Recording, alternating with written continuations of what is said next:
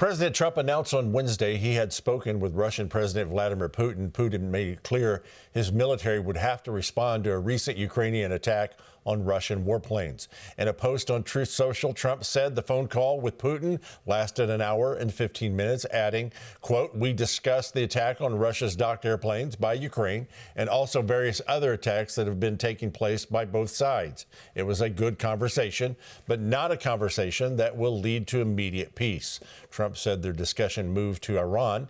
He said he told Putin that Iran cannot have a nuclear weapon. Putin suggested to President Trump he is willing to participate in the discussions with Iran and could perhaps be helpful in getting this brought to a rapid conclusion. Joining us now is the CEO of Liberty Sentinel, Alex Newman. Welcome back to Victory News. Let's jump right to this here.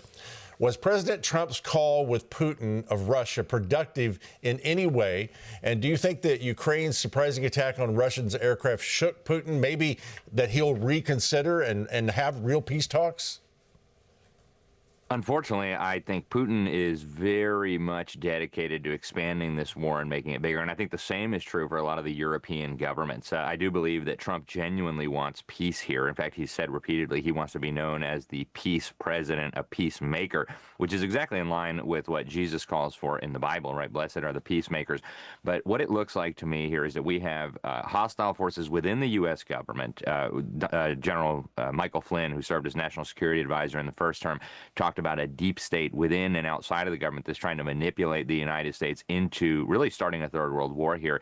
And I don't believe Putin genuinely wants peace. I certainly don't believe that the European Union's leaders want peace. So I think this is a potential recipe for disaster. And I don't envy President Trump in the middle of this situation, trying to bring about peace among two hostile parties that seem to both want war.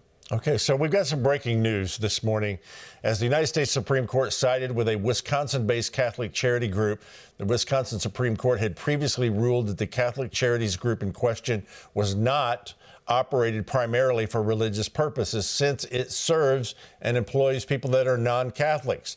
Now, the Supreme Court decision was unanimous in reversing the Wisconsin decision as unconstitutional. Alex, is this good news for churches and ministries across America?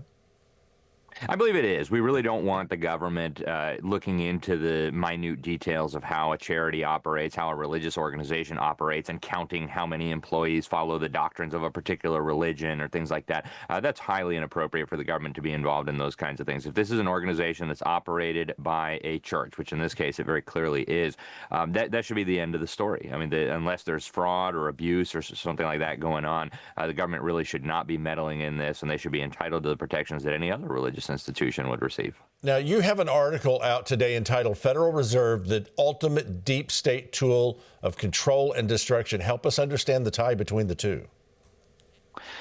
Well, the Federal Reserve is a very powerful institution. Most Americans don't even think about it because it has the name federal in it. They just assume it's a federal agency like any other. In fact, it's actually a collection of privately owned banks. The regional Federal Reserve banks are owned by their member banks. And I would call this a fraud of monumental proportions. They actually create currency out of nothing, and then they loan it to the U.S. government at interest which they never created. So we're basically on a perpetual hamster wheel trying to pay back these debts. It allows the federal government to spend way more than it would ever be able to tax the citizens for. This enables the welfare state and the warfare state. And it also, if you study this, it serves as basically a pump, taking wealth produced by the working class, the middle class of America, and sending it to the elite. So this is a critical issue that people must understand. Yeah, I mean, they need to be audited as well. Now, Victor David Hanson dropped a painful truth bomb on Fox News last night. Here it is. We've got 12 million people that came in under Biden alone, and 8 to 10 to 15 that were here anyway. You do the math, that's 3 million a year that you would have to deport just to get the Biden illegals gone. Alex, we would need to deport 250,000 a month from now until the end of Trump's time in office just to get rid of those who came in during Biden's borders.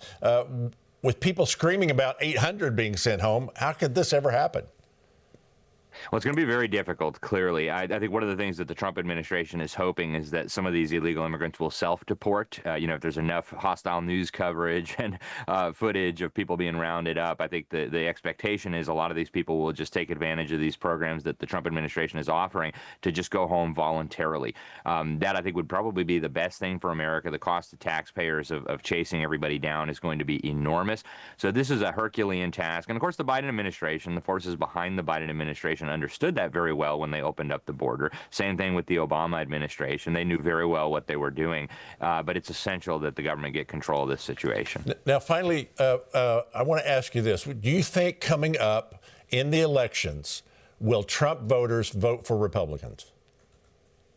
Trump voters absolutely will. I'm convinced of it. The question is, will we have legitimacy, security in the elections?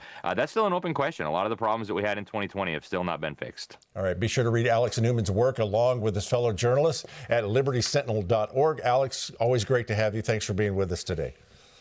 Thank you for having me. Mike?